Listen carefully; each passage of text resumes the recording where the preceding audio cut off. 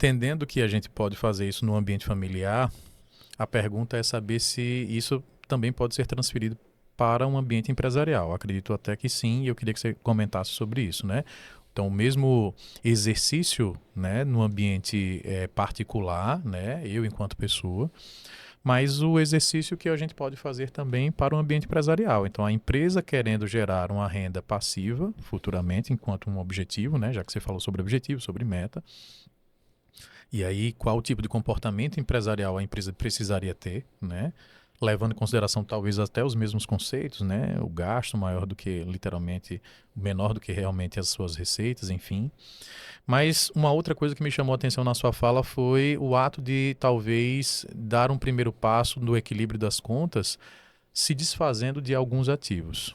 Porque muitas vezes, apesar de eles serem difíceis no ato da liquidez, mas também são, na minha concepção, e aí eu posso estar errado e eu quero que você comente sobre isso, como talvez um gatilho mais rápido ou a curto prazo para você equilibrar contas e talvez utilizar desse período agora, desse equilíbrio e da geração talvez dessa reserva para iniciar um processo de investimento.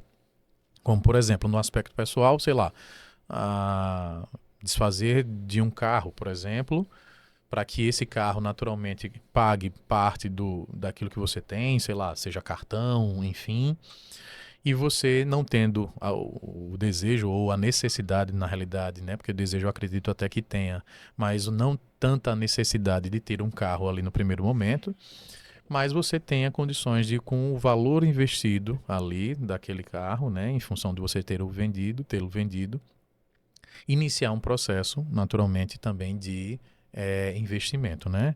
Partindo da ideia que você utilizou o dinheiro do carro primeiro para sanear, criar reserva e, com base nisso, agora dar os primeiros passos.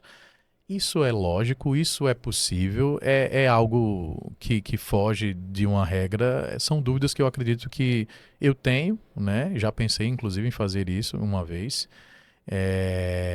Mas eu também não sei se é um tipo de loucura tradicional. Não, André, fique com seu carro, né? Deixe ele no lugar, enfim, faça esse outro caminho, que eu acho que é o caminho mais salutar do que você partir para uma estratégia. E eu vou dizer por que eu estou perguntando isso, para você entender. Mas por que você quer desfazer disso?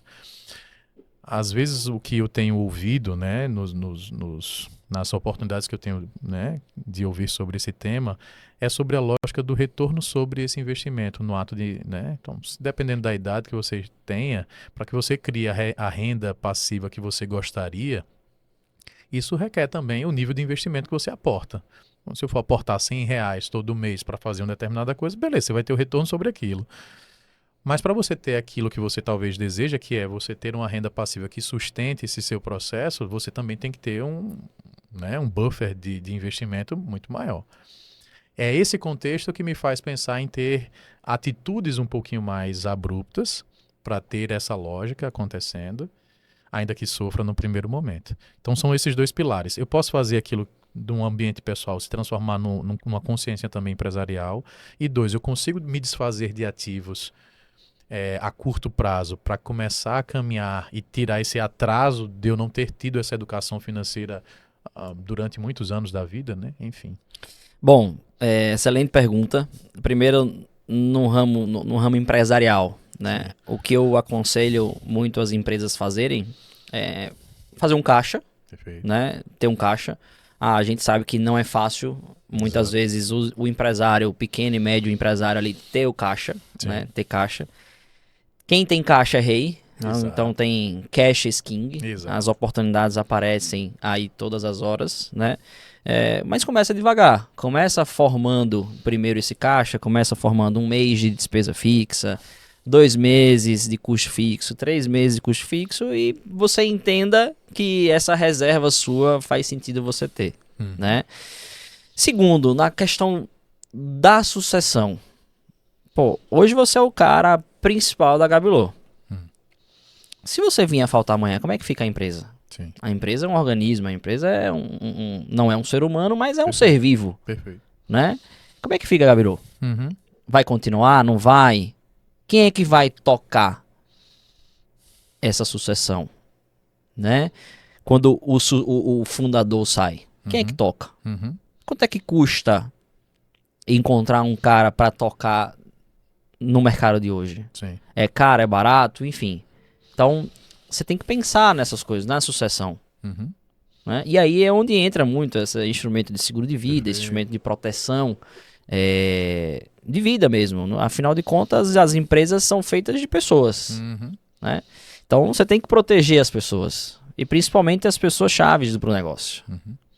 Esses aí devem ter uma atenção mais de perto. Uhum. Né? Então, no ramo da empresa é isso. Tá? No segundo caso de você vender ativos, fazer investimentos e com esses investimentos você pagar um ativo, se você olhar para o lado racional, faz sentido. Sim. Tá? Se você olhar para o racional, faz sentido. Agora, para o lado emocional, aí vai de cada um. Sim. Hoje eu moro de aluguel por opção. Sim. E para minha família tá tudo bem. A gente mora de aluguel por opção. A gente poderia ter um apartamento próprio? Poderia. Financiado ou não, mas poderia ter um apartamento próprio. Sim. Mas primeiro, a gente não quer ter dívida. E segundo, a gente acredita que o nosso capital investido, ele tem muito mais valor para as oportunidades que podem vir a nos aparecer. Por exemplo, a gente está ainda em fase de construção de patrimônio. Se eu tenho 1 milhão imobilizado, o que eu vou fazer com esse 1 milhão? Se eu tenho 1 milhão em dinheiro, eu posso aproveitar esse capital para eu fazer investimentos. Uhum. Quem é empresário sabe, nada vai te dar mais dinheiro do que a sua empresa. Então invista muito nela. Né? Então, vou vender o carro, vou investir esse dinheiro e esse carro vai me dar uma renda passiva para andar de Uber. Né? Faz sentido? Racionalmente faz. Mas emocionalmente, faz sentido para você? Uhum. Você vai vender esse carro, você vai investir esse dinheiro dentro da sua empresa e você vai, depois de 1 ano, depois de 2 anos, comprar 2 carros, 3 carros. Né? Então, tudo tem que ser... Eu não sou aquele cara totalmente racional. Certo. Né? Porque, no fundo, tem um pouco do emocional também nas nossas tomadas de decisão. Sim. Né? Eu tenho clientes, eu tenho pessoas que não gostam de conviver com dívida. Sim. Elas não gostam. Faz sentido ter dívida? Faz. Muitas vezes você tem uma dívida que é muito mais em conta do que o seu dinheiro que está investido. Faz super sentido. Mas tem pessoas que não gostam de saber que tem dívida. Tem outras não. Tem outras que gostam de viver com boletos para pagar. Eu escutei uma vez do José Galó acho que não sei se foi o José Galó da Renner ou se foi o cara da Flytour na época, uma agência de viagem. E ele falando que ele não gosta de ver dinheiro na conta. Engraçado isso, né? Interessante. Porque ele diz que quando ele vê dinheiro na conta, ele fica preguiçoso. Ele fica acomodado. E ele gosta de ver a conta dele zerada, porque ele gosta de, todo dia ter que levantar ali e trabalhar e fazer receita, porque a conta dele tá zerada, né? Enfim, são... Uma forma interessante de justificar o ato, né? Exatamente. É um cara que, tem capital pra ter dinheiro na conta, enfim... Mas ele disse, eu não gosto de ver muito dinheiro na minha conta, porque senão eu fico acomodado. Eu saio de casa às 9 horas, saio de casa às 10 horas, eu fico acomodado porque eu sei que as contas vão estar pagas, né? Então... Vai desse perfil. Vai desse perfil. Então, resumindo, assim, é muito de pessoa para pessoa essa questão, equilibrar o racional com o emocional, entendeu? Boa.